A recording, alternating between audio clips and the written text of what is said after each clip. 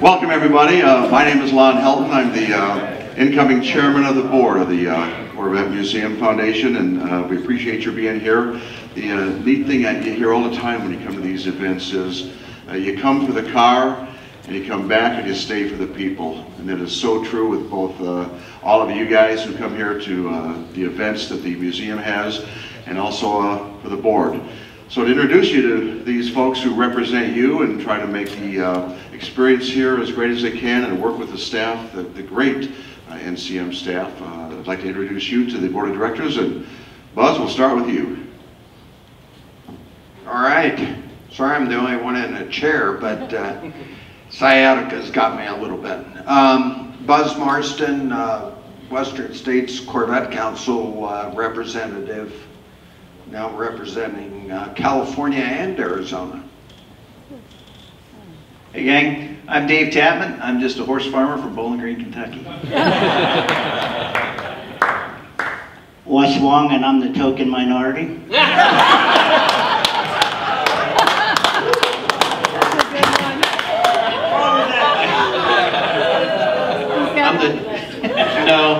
I'm Kai. I think I'll just pass. I'm Paul Mariano, Queen City Corvette Club, because they're looking at me. Charlotte, North Carolina. Glenn Johnson. I had the honor of being chairman-elect for your board, and we're from, my wife and I, Andrea and I, are from southeast Texas, down in a town called Port Neches, Texas, and we represent all the members of this museum. We're very, very proud. Mike Newlander from Chicago, Illinois. I am on the Motorsports Park Committee, and if anyone's interested in learning how to go a little faster and safer, you can meet me across the street. Hi, Dave Heineman. I represent National Council of Corvette Clubs, the largest Corvette organization in the United States, and we're glad to be here. Wow. Harlan Charles, represent Chevrolet in everybody's favorite city, Detroit, Michigan. Hi everybody, welcome. I'm Leslie Gardner, past chairman. I am a representative for Southern California and Seattle. Randy Flock from East Greenwich, Rhode Island, up there in the New England area. John Heinrichsey from Michigan. I'm on the MSP board, and I'm representing all the members, but especially those that are those track rat oriented people. And I'm Wendell Strode, Executive Director here at the museum. As you can tell by the comedians up here, we have some pretty interesting board meetings. We've got a bunch of business to conduct for you guys today. We'll begin with Wendell and the Executive Director's report. Well, we'll share several interesting things that have been going on, all exciting, we think. Bob Hellman, our facilities manager, is leading us in a planning process to work on a building addition.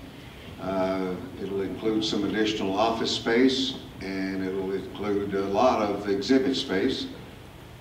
We see that being about a year process, and we're also working with an architect and the same construction management firm that worked with us on the building addition. So hopefully next year we'll have some conceptual drawings for you to look at, and we anticipate doing about a 2-year capital campaign and anticipate then beginning construction then in maybe 2021. Over at the Motorsports Park, we started a building with 7,500 square feet of long-term rental garages. We leased pretty timely 80% of that 7,500, and a second building is also being constructed over there of long-term rental garages. We have the infrastructure in place to build 6 of those buildings, depending on demand, of course. Karting is new since we were here together last year. That's took us longer to get going than we'd like, but overall we had a successful season last year.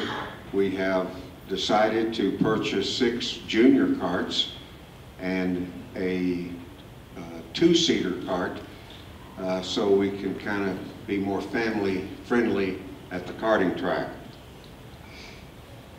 We have an option, in addition to the 200 acres that we have with the existing motorsports park real estate, we have an option on 205 acres that expires the end of this year. Our board has voted to exercise that option, and that with another parcel that we have purchased will give us roughly a 425 acre motorsports park complex that potentially down the road could have lots of exciting developments.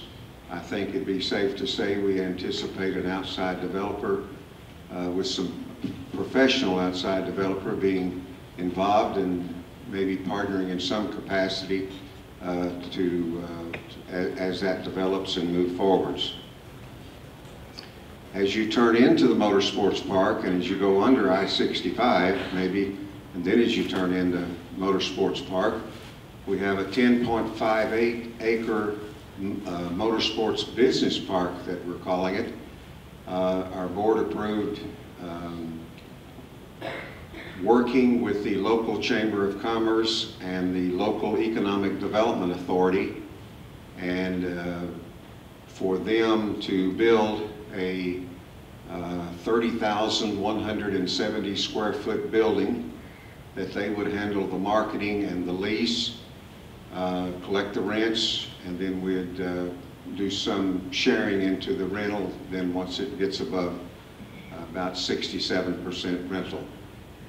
I might just mention, and Dave Tatman can touch on this better than I can if anyone wants any further explanation, but as a community, the Bowling Green Chamber is very active in pursuing motorsports related businesses and recruiting them to Bowling Green. If you may have driven around to our Kentucky Trans Park, that's about 4 miles north on 31W, or even south on 31W to the South Industrial Park, you'll find several automotive-related manufacturing plants. So we're, as a community,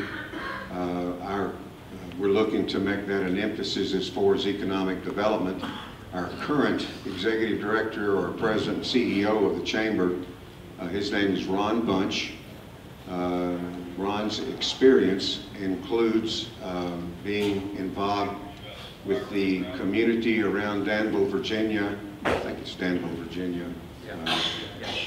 And Virginia International Raceway and the development of that area with research companies that were involved with motorsports industry and things like that. Then he also then was involved with Clemson area and BMW. So he brings expertise in this area, but we're very excited with regard to what potentially that can mean to us over there. After the 30,170 square foot building is built, there could be a 40,000 square foot building built, again, as these are leased and generating revenue.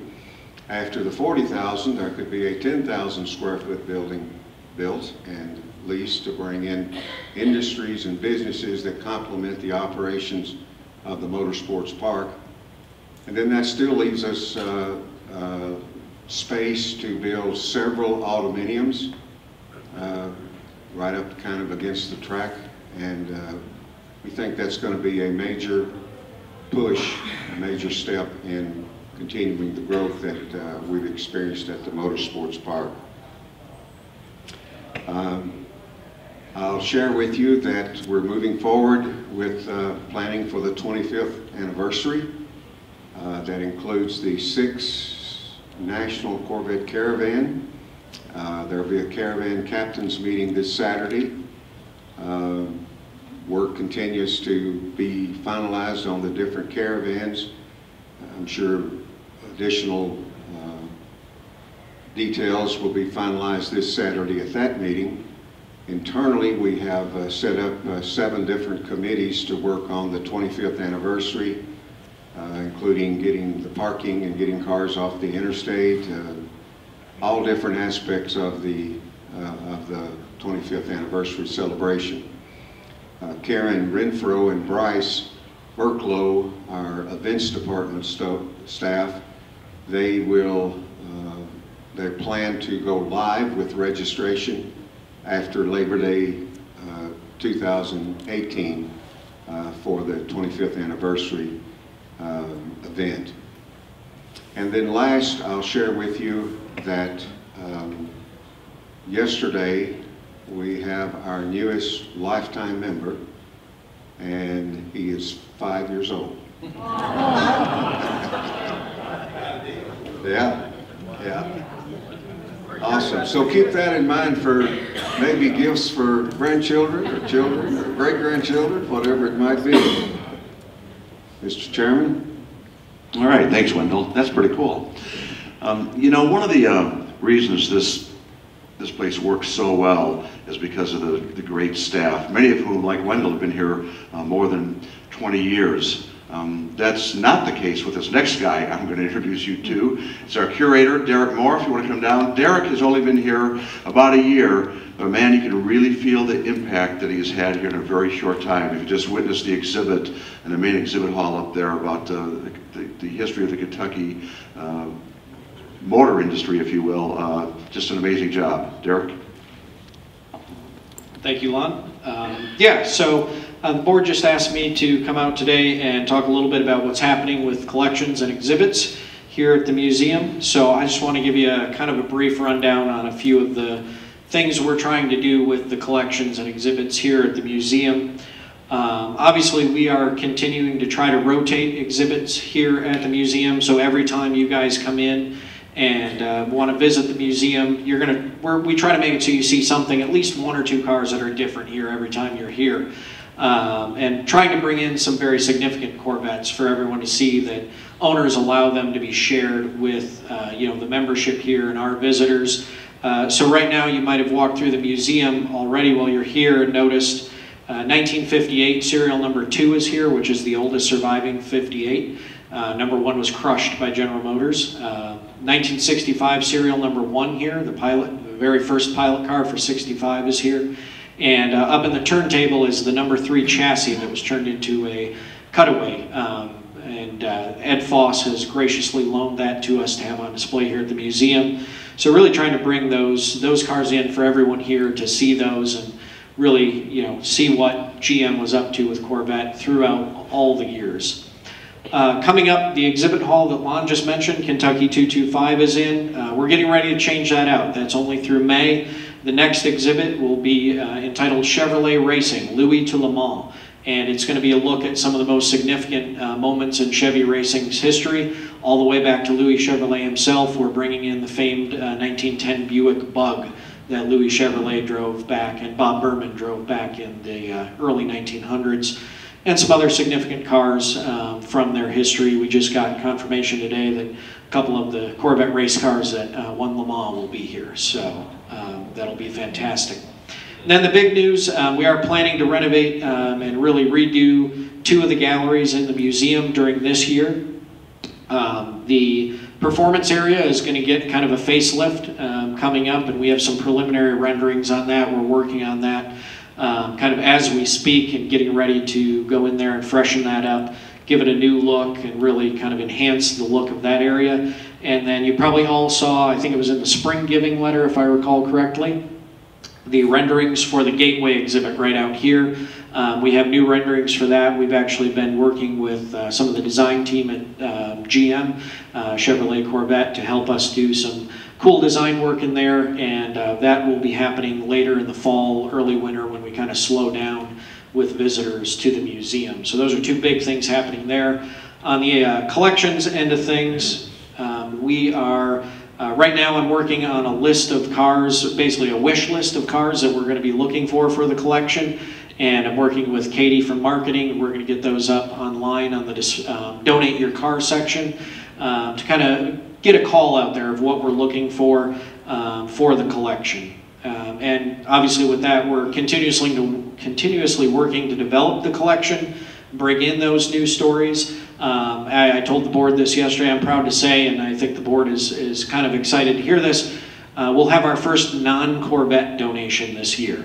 It'll actually be a 1994 Impala SS, of course, using the LT1 Corvette engine in a family sedan. So kind of branching out to some of those unique Corvette stories that took place outside of Corvette. Very excited for that. And then we're doing a major collections inventory.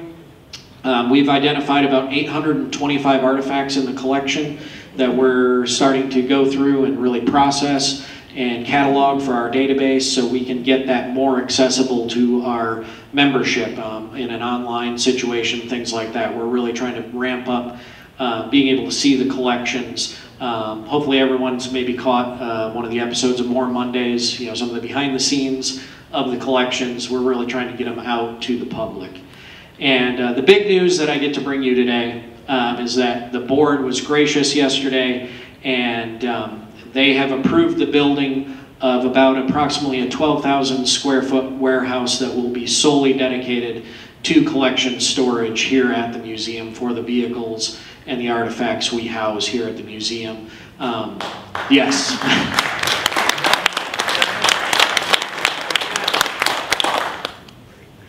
It'll be, you know, as basically as state of an art of a facility as we can build to properly house these collections and really take care of Corvette history here at the Corvette Museum. So I thank the board, and I think everyone here thanks the board. So thank you.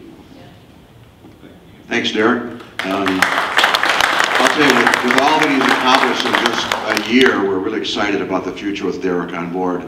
You did forget one item in your report, though.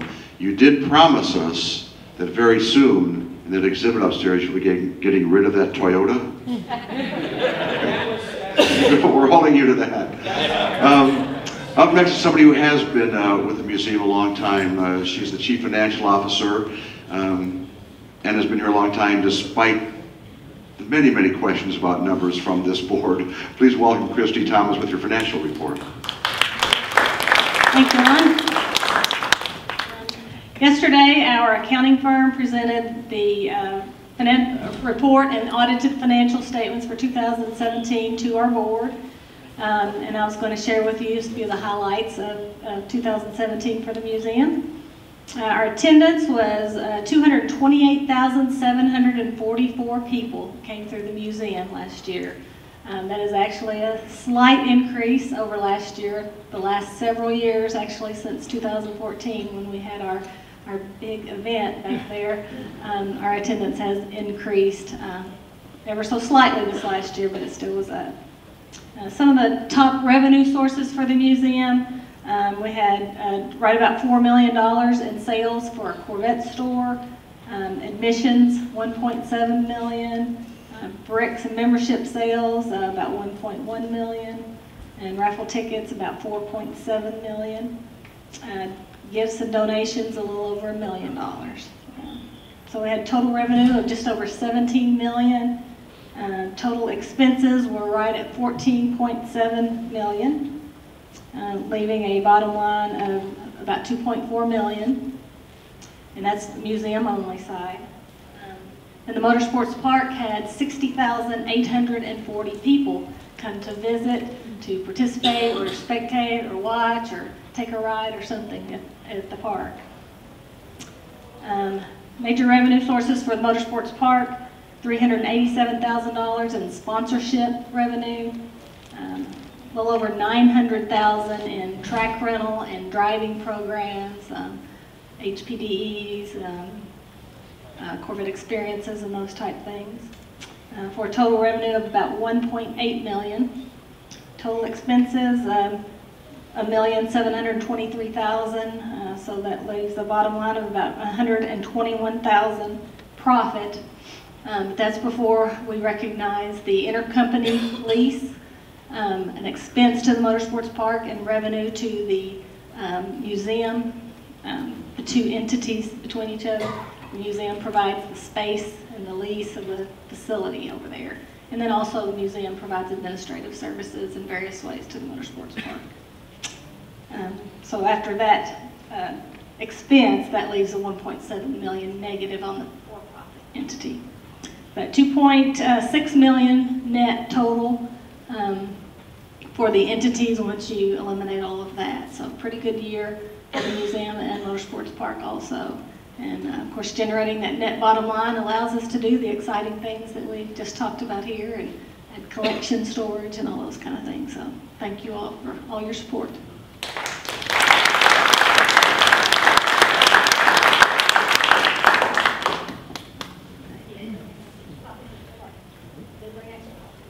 Okay, Christy does have copies of the financial report. Should anybody want one, raise your hand. She can pass them out. Now we come to the scintillating part of our program, where we take your questions for the comedic board or Wendell, or anything you would like to find out. As you can tell, there's lots of moving parts in this place. There's lots of things going on between the NCM itself and the Motorsports Park, so a lot of things going on. Who has a question? Question? Can't tell who has a question or who is wanting a report. Question? 3 or 4 more steps, line. I believe that's Henry. Henry? Oh, he's just looking for the financials. I want to see where his money goes in his 1967 Sunfire Yellow Corvette big block that he donated here a little while ago. Who has a question for the board?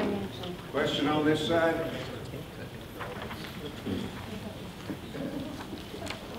Well, that's a first. It must be because we're doing everything exactly right. Got one here. So I understand we're adding space for the collections. The basic question I have is, how many cars, Corvettes, does the museum currently have? How many are on display? How many will eventually be on display? Derek's right behind you, Wendell. Okay, so currently housed in the museum collection, vehicles we own, we stand at 81, because we recently had a donation. So I calculated 80, we got a recent donation, we're at 81 owned. Artifact-wise, as I said, we have like probably close to 1,000 artifacts that we're finding right now. On display, we typically have 90 to 100 cars on display. That's kind of an average. You have to remember a lot of those, well, not a lot, but some of those are on loan, both from General Motors, of course, Heritage Center, things like that, some of the significant cars. And, but I try to keep it fairly well balanced. So at any time, I'd say probably around half of those are our cars on display, half are probably on loan. And a big chunk of those loan cars are GM, because those are some of the more significant ones that are on display. And then, what was the other question? Sorry, part of the question? So that leaves about 40 cars that the museum owns that aren't displayed. Is it the intent to display those? Yes, we try to rotate through. So as we, as some cars have been on for, say, a year or two, what I'll do is I try to dig into the collection, find a car that fits the story we're telling, and swap those cars out and get a new, fresh look. So try to rotate the collections through so that all of the cars that we own do get some time on exhibit for everyone to see. Yes. Did that answer well? And Derek or Wendell, sure. Maybe you guys, Derek or Wendell, maybe touch just on, we're always looking for donations of cars. So many of the cars here are donated. And so if you have a special car that you'd like to donate, or know someone who has a very special car, what kind of things are we looking for? Yes, and yeah, we're always looking for donations. We do have holes in the collection, and by that, in the Corvette collection, we don't have one example of every year, which I actually, as curator, would not mind having an example of every year. Not that they'd always be on display, every year, but we would have the opportunity to have one of every year that we could bring out and display at some time. So we're always looking for that. And as in the case of the Impala SS that I mentioned, I'm actually trying to branch the collection out a little bit and get some of the stories that tie into Corvette. So, there were some Italian-built cars that used Corvette powertrains. They were built by a company called ISO, the ISO Grifo and the ISO Rivolta. I'd like to start adding some of those to the collection to show the significance that Corvette had on the world stage of automotive production back in the 60s, 70s, and so on and so forth. So yeah, we're always looking for things. As I said, we're going to be getting a list up online of some of those cars we're looking for. So definitely keep an eye out for that. And if you have one of those cars that we don't have and you're kind enough to donate it, we'd love to have it. And of course, donating a car that can later be sold by the NCM and turn into a cash donation to help us preserve the cars is always welcome as well. Any other questions? Yes. Yeah, just one other thing real quick. Wendell wanted me to mention that I didn't mention is when we get the storage warehouse built, things like that, we're kind of planning some different areas in the museum where we'll have other storage. That's not going to be our sole storage area, it's going to be our biggest. But we're going to start offering some behind the scenes tours to our visitors, generate some revenue, things like that, just to show kind of how we care for the vehicles even when they're not on exhibit. So we're going to be doing some interesting things with that too. So Derek, where are the cars now that are not on display here? We have a warehouse that is a shared warehouse. So we share it with like our facilities maintenance guys, and there is some small area of it that's for Corvette storage. They store a few things out there. And the big problem is, of course, as the institution grows, as we get bigger, facilities needs to do more, the store needs to do more. We're running into everyone is wanting more storage, and so what we're planning is kind of building this second warehouse to help alleviate that need. So we have a dedicated area for collection storage, but then we also will have dedicated area for facilities and the store. So. Where is it? Oh, it is here on property. If you go out, if everyone's familiar with Gate D, which is our final gate down by the billboard, the large tan warehouse there, that is our current storage location. With exercising the option of the other 200 acres over at the Motorsport Park, what is the time frame in developing that, and are we going to expand the track, or what are our plans for that? I think it'd be, just still on, can you hear me? It's too early to answer that question. Some of us want to expand the track. Some of us want to be very careful about expanding the track. Some of us want condos there that people can lease or purchase.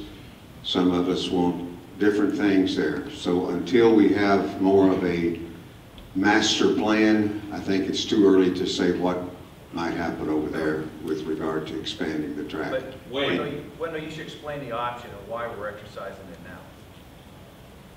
It expires at the end of the year. Yeah, I thought I said that. Well, I know, but I'm saying that the reason to exercise the option now is it expires at the end of the year, and we've renewed it in the past, but the buyer or the seller is not interested in renewing it again at this price. So we're going to exercise the option at a very attractive market price for us. We'll decide what to do as a board. Yeah, I think I need this. We'll decide what to do at the appropriate time. And Wendell points out there is a variety of opinion on how to move forward, but we are approaching that carefully and judiciously to be the best stewards we can of the museum's assets. But we do think that purchasing those 208 acres, or whatever it turns out to be, at the very attractive market price it is probably just a good deal to begin with. And we won't have a chance after December 31st. And I might add to that there's this exit is really starting to develop, and property values have probably increased 50 to 100% since we entered into the option contract. So, like Dave's saying, we feel like collectively that it's an excellent investment, if nothing else, but hopefully it also fits into long-term planning for the museum and the motorsports park. place for you to park your RV also. That's a day to go home.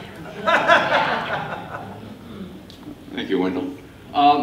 When we come to talk about the motorsports park and all the great fun and activities going on there, in the back of my mind still sits the litigation issues we had over noise.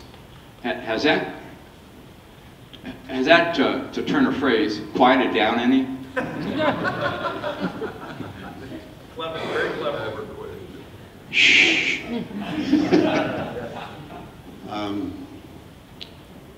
Yes, the litigation was with the majority of the folks being in Clark Circle. That was settled, I think, year before last, in late fall. May have carried over to early last year. That left one remaining property with 16 acres. It was the current property. It's the Rock House as you go into the Motorsports Park. And we, as part of the settlement that we reached with the Crumps, we ended up purchasing that property. And there in front of that property is a triangle piece of real estate that would fit in nicely with our long-term plans. Don't know if we can handle that or not, work out things to purchase it, but it would certainly fit into our long-term planning, even short-term planning for over there. The first litigation that we talked about included I guess we might say, a community settlement. There is a noise monitoring machine. If I say it wrong, Christy, you stand up and correct me. It's located on the edge of the museum property. There is a noise or sound monitoring that's located in the backyard of a house in Clark Circle. And the public can access and look at what the decibel level is, and they can then submit a complaint to the Planning Commission, who then has an officer that investigates it, and he compares then that Clark Circle monitoring machine with the one at the museum, the one at the Motorsports Park, to make sure that it was noise generated from the Motorsports Park and not I-65 or not an airplane or something like that. I think we've had 3 complaints since then.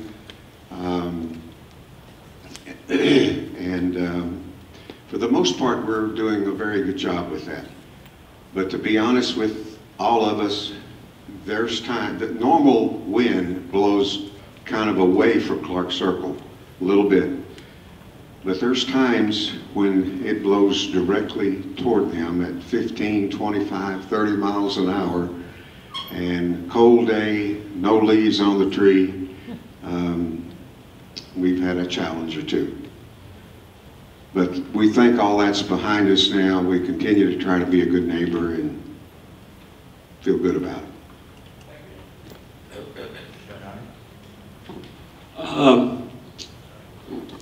Where is this 12,000 square foot storage facility going to be constructed, and what's the anticipated time frame? Right next to the existing 40 feet wide. And when do you anticipate? Can y'all hear in the back? According, I don't know what I'm talking about, according to Derek's report from yesterday, it'll be 40 feet beyond the existing storage building, kind of a similar footprint. There'll be gravel between the two to park our trailers in back between the two buildings, which is better for security, I think. And then construction, what we did in the board meeting yesterday was we authorized an up to number for Derek to optimize the best construction for storage of vehicles, to, in his best curator sense. And so he's got an up to number that he can work to get the best building built.